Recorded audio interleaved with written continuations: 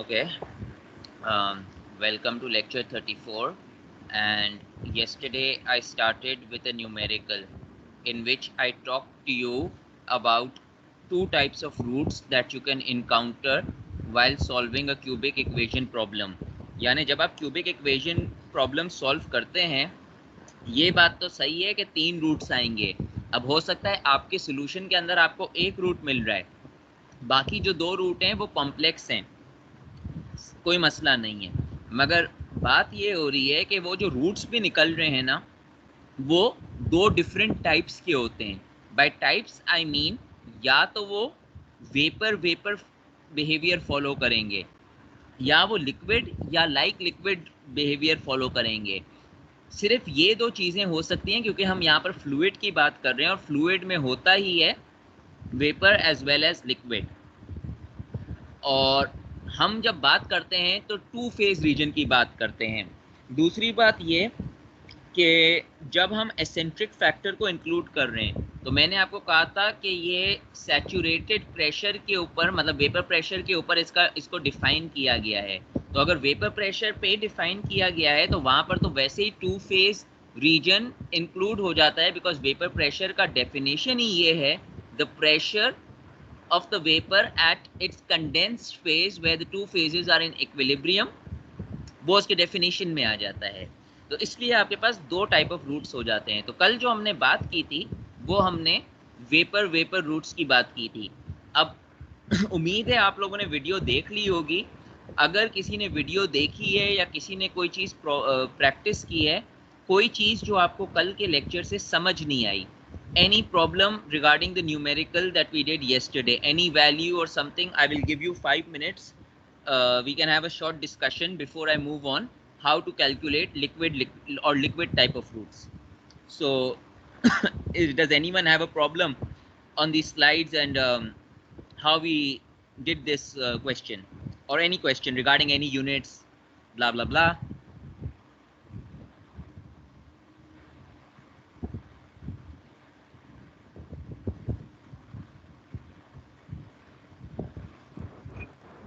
Sir आवाज आ रही है आपको मेरी? हाँ आ रही है, हल्की आ रही है मगर आ रही है. बोलें. सर मुझे ये पूछना था, आपने कल एसेंट्रिक फैक्टर पढ़ाया. जी आपने जी. पहले बोला कि कॉम्प्रेसिबिलिटी फैक्टर जो होता है वो simple fluids and complex fluid दोनों दोनों के लिए होता है, लेकिन जो जी एसेंट्रिक फैक्टर होता है वो सिर्फ कॉम्प्लेक्स फ्लूइड के लिए होता है. जी. सर मुझे ये डिफरेंस बता दें कि कॉम्प्लेक्स फ्लूइड और सिंपल फ्लूइड के बीच में फ़र्क क्या है? स्ट्रक्चर का फर्क होगा. कॉम्प्लेक्स फ्लूइड जो होगा, हो सकता है उसका स्ट्रक्चर के अंदर फर्क हो, उसके अंदर उसकी साइज का फर्क हो, उसकी अरेंजमेंट का फर्क हो. तो ये फर्क होता है, बिकॉज एसेंट्रिक फैक्टर डिफाइन ही इसके ऊपर होता है. अगर वैसे तो देखा जाए ना, अगर मैं आपको सिर्फ एक फ्लूइड का नाम दूं, आप जज नहीं कर सकते हैं कि ये कॉम्प्लेक्स फ्लूइड है या क्या नाम है सिंपल फ्लूइड है, unless you go in the properties of that. हाँ, अगर मैं आपको क्वेश्चन में दूं कि SRK को फॉलो करें, तो आपको ऑटोमेटिकली मालूम हो जाएगा कि ये फ्लूइड है कॉम्प्लेक्स. आपको ये जानने की जरूरत नहीं है कि इसकी प्रॉपर्टीज क्या है. All you need to know is complex fluid थोड़ा सा कॉम्प्लिकेटेड होता है, the properties are not easy to be determined, so you need a third factor called the acentric factor. That is all you need to know. अब किस तरह properties हैं, उसका organic structure क्या है, उसका इंटरनल स्ट्रक्चर क्या है, उसकी फोर्सेस क्या है, मे बी उसके अंदर वांडर वाल फोर्सेस डिफरेंट हैं, XYZ. We do not know about the history of that, because we are looking at a broader path. We aren't going in the detail of the complexity of the fluid, वरना तो फिर पूरा course ही निकल जाएगा.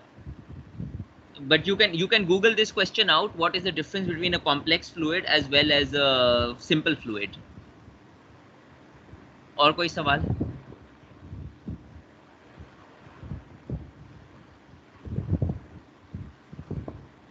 चलें, अगर सवाल नहीं है तो मैं एक स्टेप आगे चलता हूँ.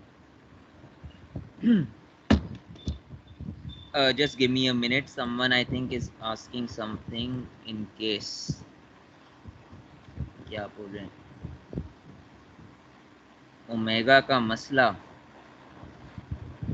अच्छा, इसको थोड़ा सा डिफाइन करें. ओमेगा का क्या मसला आप पूछना चाह रहे हैं? मतलब ओमेगा का अगर आप इसको थोड़ा लिख कर मुझे बता दें कि क्या मसला आप ओमेगा का बोल रहे हैं तो मैं सही से डिफाइन करूं।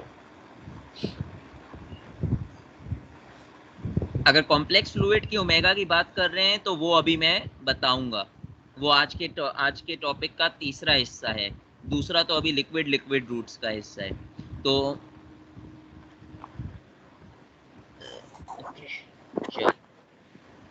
चलें, now I will go on to liquid liquid roots. देखें, liquid liquid roots is just as simple as vapour vapour roots.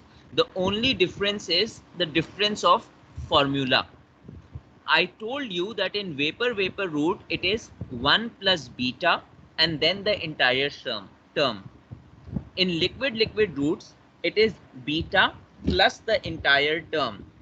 So let us assume this is our equation for liquid liquid routes. Z is equal to beta plus Z plus epsilon beta multiply by Z plus sigma beta 1 plus beta minus Z Q upon B. The entire process is the same. The first step would be you're going to write the data. Second step would be you close your eyes and find out the reduced properties.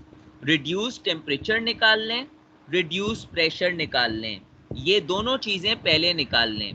जब आपके पास reduced temperature आ गया और reduced pressure आ गया, अगले दो variable जो आपको चाहिए वो आपको चाहिए Q और B, क्योंकि ये इक्वेशन के अंदर आते हैं Q और बीटा। Q निकालने के लिए एक रिलेशन होता है, बीटा निकालने के लिए एक रिलेशन होता है। बीटा का क्या रिलेशन होता है? Omega multiply by P R upon T R. P R और टी आर आपने अभी अभी निकाला है, और जो ओमेगा है that is also known as the constant B, उसकी वैल्यू हर इक्वेशन के लिए इस टेबल में होती है। तो आप ये, अगर मैं आर के की बात कर रहा हूँ, ओमेगा की वैल्यू आप यहाँ से निकाल लें, ये आपको बीटा की वैल्यू दे देगा। इसी तरह आपको एक क्यू की वैल्यू मिल जाएगी, that is also the same process because the data is the same for both the questions. I am following the example of vapour vapour roots. आपको आपके क्यू का आंसर भी मिल जाएगा।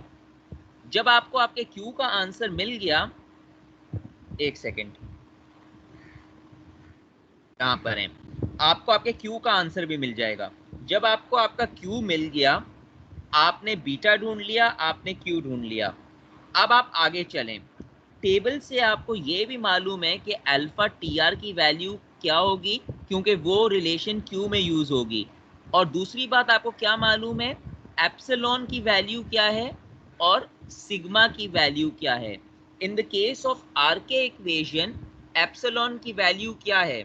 इन the case of R K epsilon is equal to 1, sorry sigma is equal to 1, epsilon is equal to 0। तो आपका main equation क्या बन जाएगा लिक्विड लिक्विड रूट्स का? If you follow this equation, because I am interested in liquid liquid roots, I haven't solved this question but we are doing it orally right now.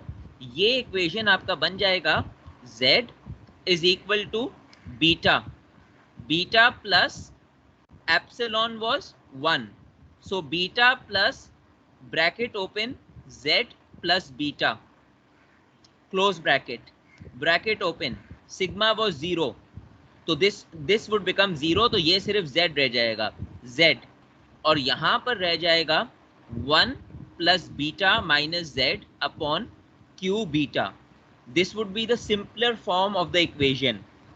This is the same way as we made a simple form of equation in terms over here. ये जब हमने vapour vapour roots के लिए simple form किया था कि sigma को हटा दिया और एप्सिलॉन को हटा दिया। देखें यहाँ पर आपके पास सिग्मा की वैल्यू और एप्सिलॉन की वैल्यू 1 और 0 होती है, तो इक्वेशन बहुत आसान है। मगर जब आप पेंग रॉबिन्सन की बात करेंगे, वहां पर आप इसको 0 नहीं कर सकते, क्योंकि वहां पर √2 आ जाता है, तो वो थोड़ा सा कॉम्प्लिकेटेड हो जाता है। तो आपने क्या किया, आपने यहाँ पर इसको सिंप्लीफाई कर दिया इक्वेशन। अब आपके पास एक पूरी इक्वेशन बन गई इन टर्म्स ऑफ Z। अब जब ये इक्वेशन आपके पास इन टर्म्स ऑफ z बन गई, then the next process is the same iteration process. What would be my first value of z in my iteration process?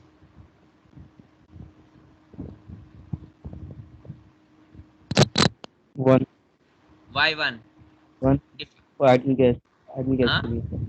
1 क्यों लेंगे आइट्रेशन Ideal gas. प्रोसेस के लिए? आइट्रेशन के लिए।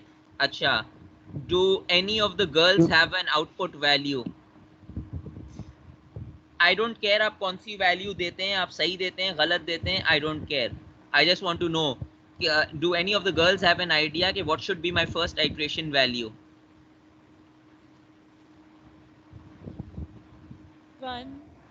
1। अच्छा, देखें यहाँ पर आप लोग गलती करेंगे। 1 होगी क्योंकि सुबह जब हम सॉल्व कर रहे थे तो 1 ही ली थी हमने। अच्छा, वो करते हैं, अब मैं आपको बताता हूँ। लिक्विड रूट्स के लिए please make a note somewhere, the first iteration value will not be 1। Vapour roots के लिए the first iteration value was 1 because we were assuming that z is equal to 1. Z is only equal to 1 under the ideal gas condition. Gas equals to vapor. इसीलिए मैंने vapour roots के लिए first value iteration के लिए 1 लिखी थी। यहाँ पर हम दूसरे फ्लूइड की बात कर रहे हैं। We are talking about a liquid, we are not talking about gas. So your first value would be the value of beta. I repeat, आपकी जो पहली ट्रायल वैल्यू है ना लिक्विड रूट के अंदर, वो बीटा की वैल्यू है। इसका ये मतलब हुआ कि अगर आपकी बीटा की वैल्यू क्या थी, हमने बीटा की वैल्यू निकाल दी थी।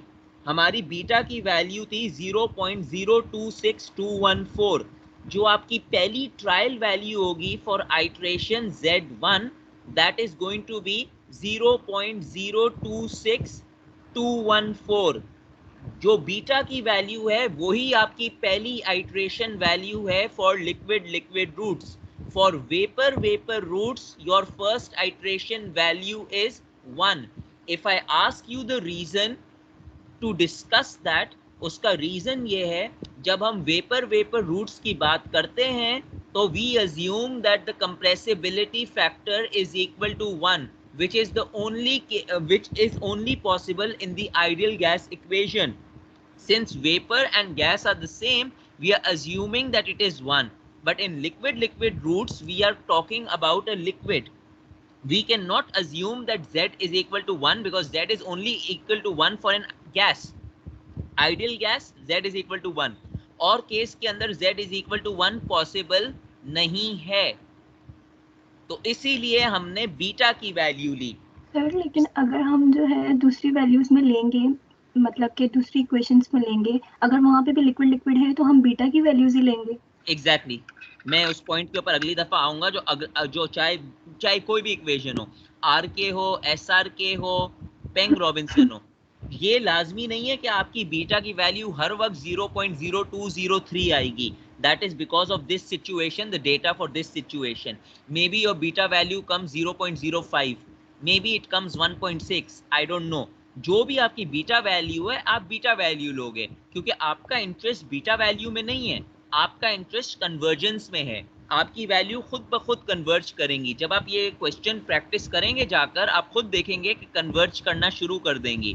लाजमी नहीं है कि z की और इसका आंसर जैसे मैंने आपको डिस्कस किया था, इसका जो आंसर आएगा, I think I even given the solution.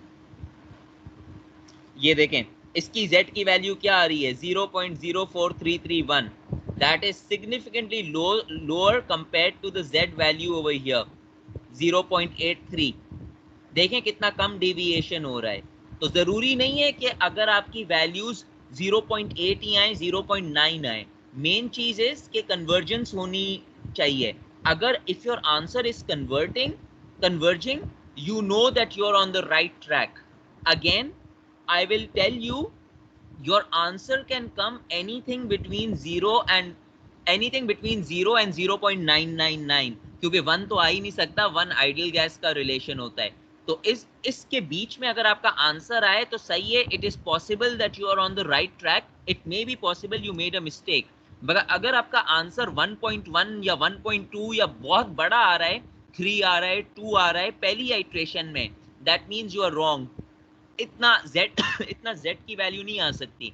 अगर आपका आंसर नेगेटिव आ रहा है, that is also wrong, that is not possible also.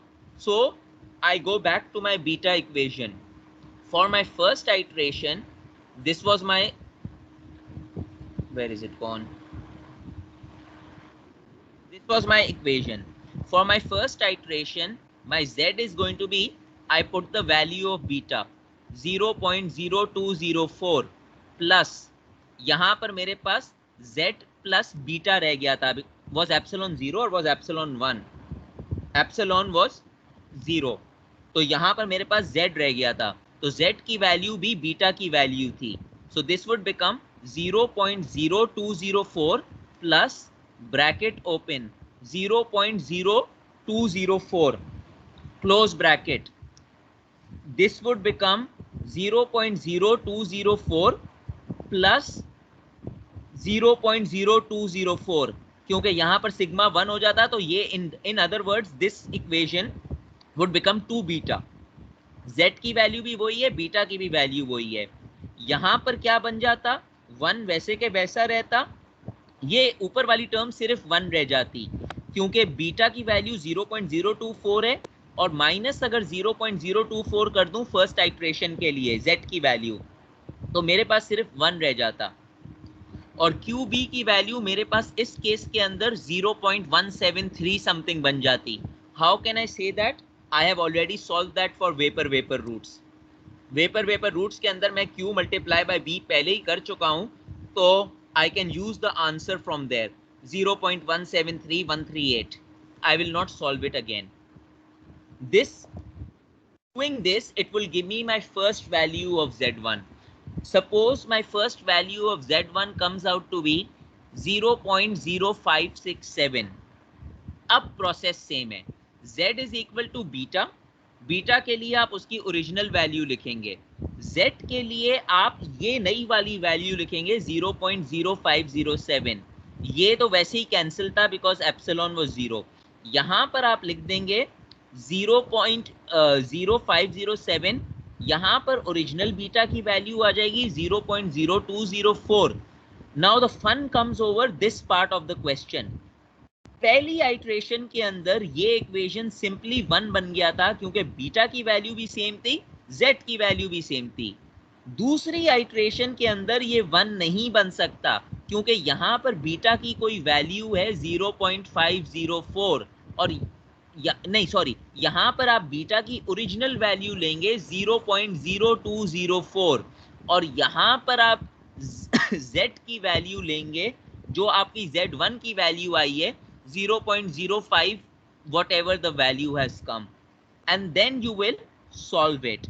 अब यहाँ पर तो ये लगता है कि आपके आंसर नेगेटिव आ रहा है, अगर ये वैल्यू छोटी है ये वैल्यू बड़ी है समथिंग, मगर जब ये डिवाइड होगा तो डिवाइड होकर ये आंसर छोटा आता है, और फिर एडिशन और सब्ट्रैक्शन के अंदर ये पॉजिटिव आ जाएगा. लाजमी है कि ये z की वैल्यू पॉजिटिव आएगी. प्लीज मैं आपसे दोबारा रिपीट कर रहा हूँ, I know it is a little bit of a hassle, but please make brackets. अगर आप ब्रैकेट्स में सॉल्व करेंगे गलती के चांसेस कम होंगे. आप खुद देख लें, जहाँ जहाँ मैंने सॉल्व किया है मैंने हर जगह ब्रैकेट लगाए हैं. ऐसी कोई जगह नहीं है जहाँ मैंने ब्रैकेट नहीं लगाए, क्योंकि कभी कभी मैं ब्रैकेट अगर नहीं लगाता हूँ तो माइनस प्लस के अंदर मैं भी कंफ्यूज हो जाता हूँ. हाँ, जहाँ पर मुझे कॉन्फिडेंस है कि अब ये मसला नहीं है, ये टर्म सेम है, जैसे 0.173, 1.09, 171 है, उधर मैं ब्रैकेट नहीं लगाता हूँ, because I know I have done it. तो यही स्टेप आप 4 या 5 दफ़ा करेंगे. 4 तक अगर आपका कन्वर्जेंस नहीं आया, 5वें स्टेप के बाद आप लिख देंगे it has converted, I take this value. आपको आपकी z की वैल्यू मिल गई. अब आप क्या करेंगे, it is for a fluid, you need z, you need the volume v. तो z का रिलेशन क्या होता है? z का रिलेशन होता है pv is equal to zrt. यही होता है ना. Even though I know this is for a gas relation, but you are making Z the subject, so you will keep the same equation. PV is equal to ZRT. सिर्फ V के ऊपर क्या लिख देंगे? V के ऊपर आप L लिख देंगे. उसका मतलब ये हुआ कि ये लिक्विड के रूट्स हैं. कल मुझे किसी ने पूछा था ये V के ऊपर मैंने क्या लिखा है. ये V के ऊपर मैंने V लिखा था, यानी मुझे एक आइडिया हो रहा था ये वेपर रूट्स हैं, या एग्जामिनर को आइडिया हो रहा था वेपर के रूट्स हैं. लिक्विड के लिए आप V के ऊपर L लिख देंगे ताकि एक आइडिया हो जाए ये लिक्विड के रूट्स हैं. तो आप क्या करेंगे? आप PV is equal to ZRT ही लिखेंगे, और फिर वही प्रोसेस है. प्रेशर को प्रेशर के यूनिट्स देंगे, R का आपको मालूम है, T आपको गिवन है, Z आपको गिवन है, आपको एक वॉल्यूम दी जाएगी. और देखें कितना फर्क है लिक्विड की गैस की वॉल्यूम में और लिक्विड की वॉल्यूम में. गैस की वॉल्यूम में उसी कंपोनेंट के लिए गैस की वॉल्यूम आपको मिल रही है 2.555 into 10 to the power -3. Liquid की वॉल्यूम आपको मिल रही है nearly half of that, 1.333 into 10 to the power -3. So obviously the nature of roots makes a big difference on the answer. The nature of roots can make a big difference on Z. The nature of roots can make a big difference on V. तो ये नहीं समझिएगा कि vapour roots के साथ मेरा answer close to 3 आ रहा है, तो सिमिलरली लिक्विड के साथ भी मेरा आंसर 3 आएगा. ऐसा नहीं होता. दूसरी बात ये मैंने कल नोट किया था कि आप लोग क्या करते हैं, आप लोग Z की वैल्यू को 2 डेसिमल प्लेसेस में लिख लेते हैं. अगर Z की वैल्यू 0.8345 आए तो आप उसको लिख लेंगे 0.84. प्लीज उसको कन्वर्ट नहीं किया करें, 4 या 5 डेसिमल प्लेसेस में रहने दिया करें, आपके आंसर में फर्क आ जाएगा.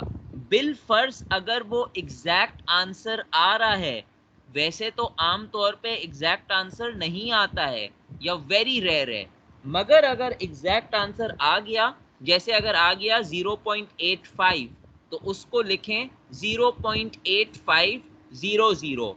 हम जब आगे पिट्जर इक्वेशन करेंगे तो आप देखें कि Z की वैल्यूज इन्होंने किस तरह लिखी हुई हैं. Z की, TR की और PR की वैल्यूज सारी इन्होंने, PR को देखें 4 डेसिमल, ये जो वैल्यूज है ना 0.1158, दीज आर ऑल Z की वैल्यूज. TR ये वाली हैं 0.30, 0.35, 0.40. PR ये वाली हैं जो ऊपर हैं 0.0100, 0.0500, और जो बाकी जो डब्बे के अंदर हैं ये सारी Z की वैल्यू हैं. तमाम Z की वैल्यू तकरीबन 4 या 5 डेसिमल प्लेसेस के अंदर लिखी जाती हैं. कोई सवाल लिक्विड रूट्स के ऊपर? ये मैंने आपके पास ओपन छोड़ दिया है. You are going to solve it, give me the solution. देखें सॉल्यूशन तो आपके पास है. If you get that solution very good, if you don't get that solution you can get it checked by me कि मेरी गलती कहां पर हो रही है.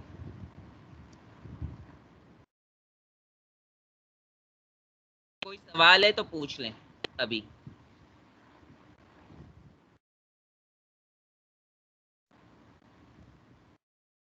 Regarding this equation.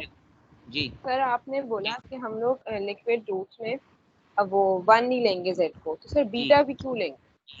Ji Z you को need हम बीटा भी क्यों लेंगे? अब I don't know the exact reason why beta is taken for that, but beta is supposed to be the first iterative value. I think the beta has to do with the properties, क्योंकि अगर आप beta को देखे जाएं कि beta किस तरह define होता है, बीटा डिफाइन होता है BP अपॉन RT से. तो इन्होंने एक्सपर्ट्स ने कुछ डेवलपमेंट की होगी कोई रूट्स के लिए, तो इन्होंने ये फर्स्ट आइट्रेशन वैल्यू निकाली होगी. But I don't know the exact reason कि वाई सिर्फ बीटा को लिया जाता है, क्यू को क्यों नहीं लिया जाता. I have to Google that out. मगर फर्स्ट आइट्रेशन के लिए, ट्रायल वैल्यू के लिए, you need to start from somewhere. अगर आप लेट्स से अगर आप बीटा को नहीं लेंगे, आप आइट्रेशन स्टार्ट कैसे करेंगे? अगर आप ये बोलते हैं कि मैं आइट्रेशन 1 से स्टार्ट करता हूं, तो ये तो इसकी तो थ्योरी गलत हो गई, because this is not a gas. How will you do an iteration without any values? But I can look at this question के बीटा को आइट्रेशन के लिए क्यों लेते हैं. This much I can try looking for this one.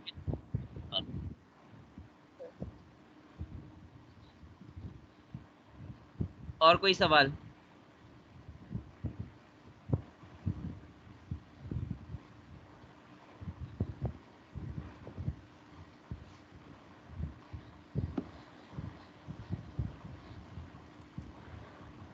कौन है यहाँ पर आज?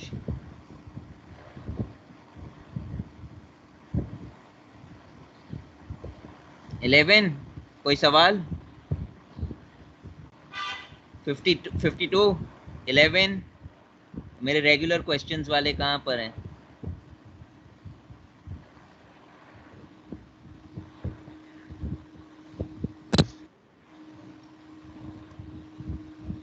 चले, मैं अज्यूम करता हूँ कि आप लोग को फिर समझ आ गई है। इसको एक दफ़ा प्रैक्टिस कर कर देख लीजिएगा। आज के बाद आपके पास पूरा हफ्ता है सॉल्व करने के लिए प्रैक्टिस करने के लिए। अगले हफ्ते थर्मोडायनेमिक्स की क्लास नहीं है, so you have the entire week, 2 weeks.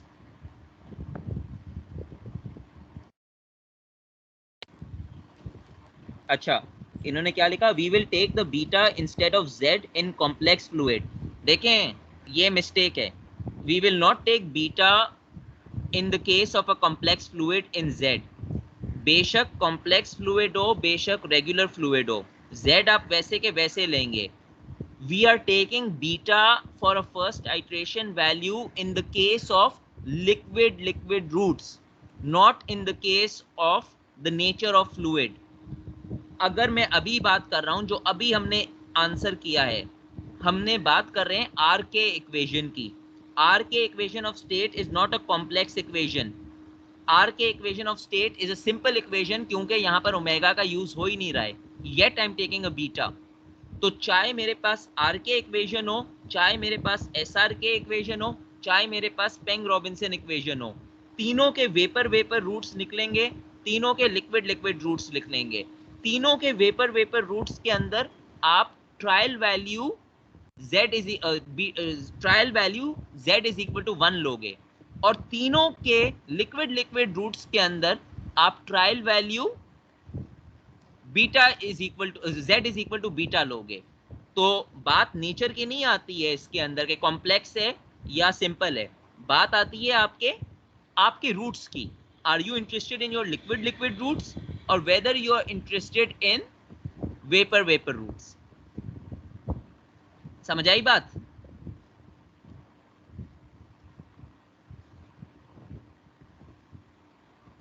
चलें स्टेप आगे चलते हैं।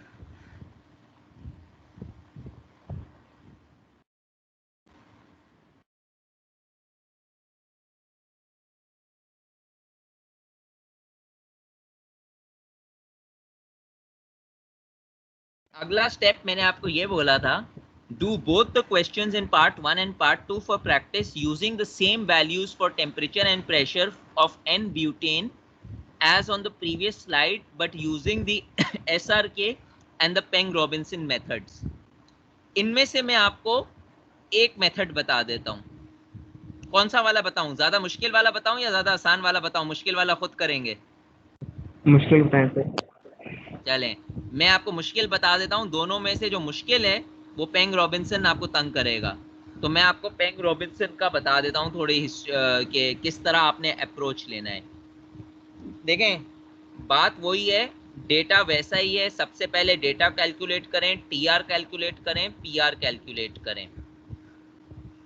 उसके बाद क्या है कि आपने वेपर रूट्स का इक्वेशन लिख लिया, जिस तरह मैंने अभी पीछे लिखा था, वेपर रूट्स का इक्वेशन। बात क्या आती है कि यहां पर आपको थोड़ा सा आप तंग होंगे। किस तरह तंग होंगे?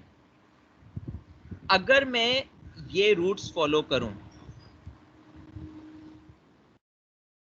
लेट्स से मैं फॉलो करता हूं, I am following the same example as the previous one, please follow it. ये डेटा मैंने लिख लिया पेंग रॉबिन्सन के लिए, कोई मसला नहीं है। It is same till here. Saturated vapour का ये रूट्स मैंने लिख दिए, इट इज सेम। बीटा निकालने के लिए omega P R upon T R, your first difference in Peng Robinson, your value of omega would be different. PR और TR same रहेगा, PR और TR सेम रहेगा क्योंकि मैं ब्यूटेन की बात कर रहा हूं, मेरी कंडीशन वही है. Your first difference would be that your omega is going to be 0.07780 because you're talking about Peng-Robinson. So using this value, you can get beta. You'll put beta, you'll put that value in place of omega. Your PR and your TR is same as you've calculated. सही है, आपको beta मिल गया. Second step, your Q value. Your Q value is omega psi alpha TR upon omega TR. ये बात please गौर से सुन लें, this is most important thing. Omega की value आपको टेबल से मिल जाएगी फॉर पेंग रॉबिन्सन. टीआर आपने कैलकुलेट कर लिया है. ये जो आपका साई है ये भी आपको पेंग रॉबिन्सन से मिल जाएगा. This is not alpha multiply by TR, this is a whole term alpha TR. ये पूरी टर्म अल्फा टीआर है. आपको इस टर्म की वैल्यू यूज करनी पड़ेगी. अगर आप टेबल में जाएं, टेबल के अंदर इन्होंने यहां पर TRW लिखा है, TRW लिखा है, अल्फा TR की वैल्यू नहीं है. ये इक्वेशन सिर्फ ये दिखा रहा है कि this is a function of the acentric factor and a reduced temperature. If it is a function of an eccentric factor and a reduced temperature, this means that Peng-Robinson is a complex equation. अगर आप ये दो equation देखें जो नीचे लिखे हैं, पहला है alpha SRK TR with respect to W, दूसरा है alpha PR TR with respect to W. आप दूसरा वाला इक्वेशन लेंगे. दूसरा वाला इक्वेशन इसलिए लेंगे क्योंकि ये पेंग रॉबिन्सन से डील कर रहा है, पहला वाला जो है वो SRK से डील कर रहा है. तो पहले आपको ये इक्वेशन सॉल्व करना पड़ेगा. अब इस इक्वेशन को सॉल्व, देखने में ये बहुत मेसी है और सॉल्व करने के अंदर भी ये बहुत मेसी है, मगर मैं आपको बता देता हूँ. सबसे पहले तो आप अपनी वैल्यूज पुट करें और ब्रैकेट को वैसे के वैसे रखें. ब्रैकेट ओपन करें, 1 को वैसे के वैसे रखेंगे, plus open bracket 0.37464 plus 1.54226 omega. This omega is not the same as this omega. ये जो ओमेगा है ये B की वैल्यू है. ये जो ओमेगा है 1.5426 का, this is the eccentric factor. Every element, every substance has its own eccentric factor. So what would you do? The whole reason of teaching you the table yesterday was you are able to apply the eccentric factor. तो आप इस table में जाएंगे, आपको मालूम है आपका question N butane के लिए है, इसीलिए ये मैंने ये एक्सट्रैक्ट दिया था इस टेबल का. आप इस टेबल में जाएंगे, N ब्यूटेन को पिक करेंगे. जिस तरह आपने क्रिटिकल टेम्परेचर और क्रिटिकल प्रेशर पिक किया था यहाँ से, इसी तरह कॉलम 2 देखें. Column 2 is W 0.200. This is the eccentric factor. आप अपने इक्वेशन में जाकर पहले ये सॉल्व करेंगे. 1 प्लस आप 0.200 यहाँ पर लिखेंगे, माइनस 0.26992 ओमेगा स्क्वायर, यानी multiply by 0.200 whole square, close bracket, 1 minus TR power half. TR की वैल्यू आपको मालूम है क्योंकि आपने अभी अभी सबसे पहले रिड्यूस टेम्परेचर निकाला था, उसका स्क्वायर रूट ले लेंगे. अब बात यह है कि आप इसको सॉल्व किस तरह करें. ये जो ब्रैकेट के अंदर है इसको सॉल्व करेंगे, आपस में इसको मल्टीप्लाई करेंगे, 1 को ऐड करेंगे. ये जो आखिरी का स्क्वायर है ना जो बाहर है, ये पूरे इक्वेशन का स्क्वायर है, यानी पहले पूरा अंदर का सॉल्व करेंगे फिर बाहर का सॉल्व करेंगे. तो आपको कोई स्पेसिफिक वैल्यू मिलेगी. अज्यूमिंग आपको एक वैल्यू मिल गई 1.11111, ये आपको पहले वैल्यू मिली है 1.11111. इसका क्या मतलब हुआ? इसका मतलब हुआ जो आपकी अल्फा TR की वैल्यू है ना at these conditions, it is 1.11111. तो आप क्या करेंगे, आपका जो ये वाला रिलेशन है ना Q का रिलेशन, साई की वैल्यू आपको मालूम है, ओमेगा की वैल्यू आपको मालूम है, टीआर की वैल्यू मालूम है, psi multiply by 1.11111। I am going to stop here. किसी को कोई बात समझ नहीं आई कि ये अल्फा टीआर कैसे निकालते हैं? You will use the help of those two equations. Both those equations would be given to you. ऐसी बात नहीं है कि those equations have to be learned.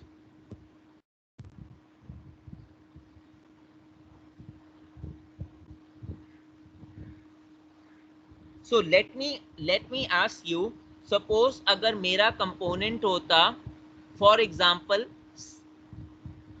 cyclopentane, तो मैं eccentric factor क्या लेता W की जगह?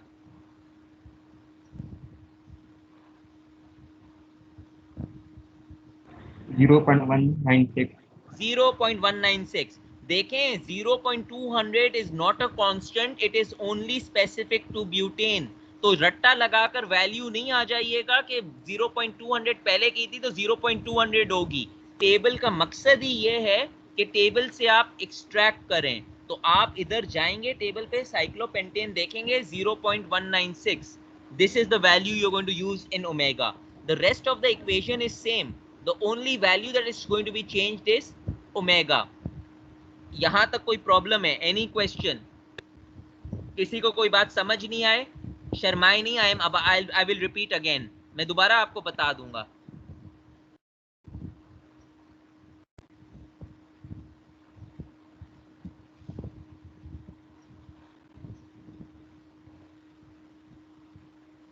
तो मैं अज्यूम कर लेता हूं कि आप सबको ये बात समझ आ गई है, सही है?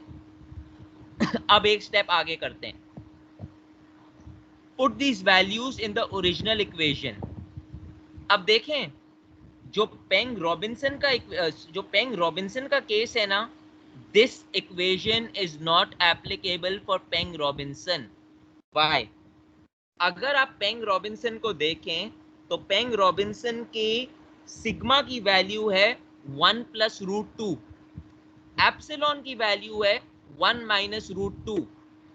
तो पेंग रॉबिन्सन के लिए आप सिंप्लीफाइड इक्वेशन नहीं लिख सकते। जब आप पेन रॉबिन्सन में जाएंगे, एप्सिलॉन की 1 - √2 है ना, जब आप वेपर रूट्स निकालेंगे पेंग रॉबिन्सन के, यानी this equation, your equation would be something like this.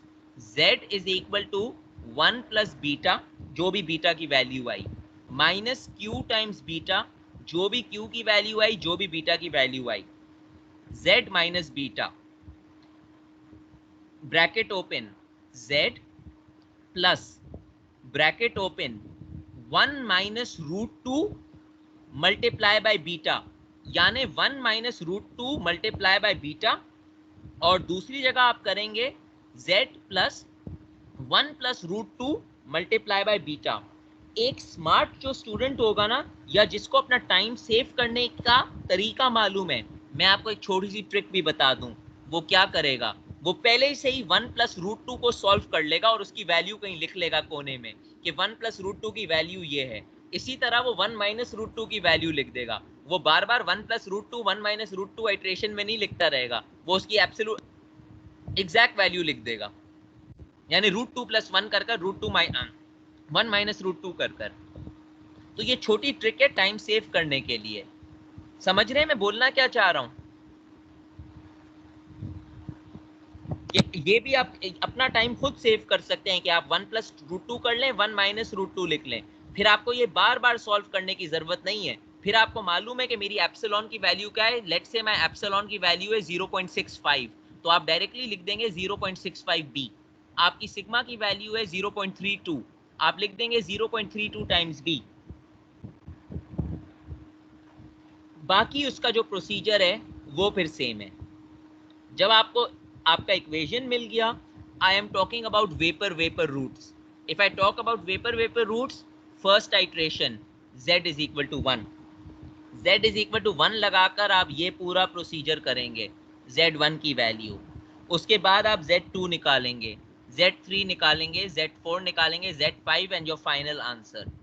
इसी तरह जब आप पेंग रॉबिन्सन के बीटा रूट्स निकालेंगे या लिक्विड रूट्स निकालेंगे, your first value would be the value of beta, and you अगर ये पूरा इक्वेशन साथ आ गया कि वेपर रूट्स भी निकालो लिक्विड रूट्स भी साथ निकालो, तो आपको तो वैसे ही मालूम है कि ऊपर वाले पार्ट से मैं बीटा निकाल चुका हूं, तो मुझे बीटा दोबारा निकालने की जरूरत नहीं है. You can say using the beta value from part 1, using the beta value from part 1, unless I change the condition for the second part.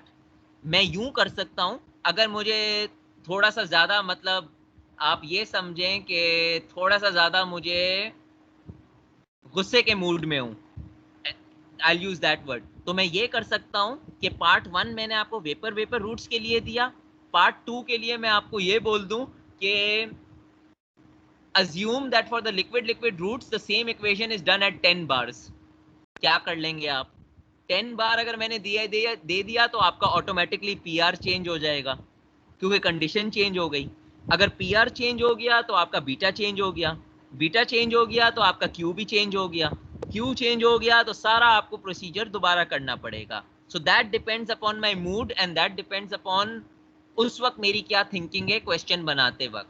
तो अगर मेरी क्वेश्चन बनाते वक्त ये थिंकिंग हुई तो इसका मतलब ये हुआ कि ये एक लंबा क्वेश्चन होगा, जिसका मतलब ये हुआ कि बाकी ये क्वेश्चंस रिलेटिवली शॉर्ट होंगे टाइम जस्टिफाई करने के लिए. और अगर ये मूड नहीं हुआ तो फिर उसके अकॉर्डिंगली चलता जाएगा. But that these are different things I'm telling you, any of these are possible. तो ये तरीका था. The only thing in Peng Robinson and SRK is कि अपना इक्वेशन मैसअप नहीं कीजिएगा. कौन सा इक्वेशन? ये वाला इक्वेशन जो नीचे दो इक्वेशन लिखे. SRK फिर भी आसान है. SRK इसलिए आसान है क्योंकि सिग्मा की वैल्यू 1 हो जाएगी, एप्सिलॉन की वैल्यू 0 हो जाएगी, तो आपका इक्वेशन सिंपल इक्वेशन बन जाएगा जैसे कि RK में बना था, सिर्फ उसमें ओमेगा डालना पड़ेगा. मगर पेंग रॉबिन्सन के लिए आप सिंप्लीफाइड इक्वेशन नहीं बना सकते. आपके पास 1 प्लस रूट 2 होगा और 1 माइनस रूट 2 होगा. It is going to be in other words a nasty equation. लंबा इक्वेशन है, there are more chances of error in there. Any question?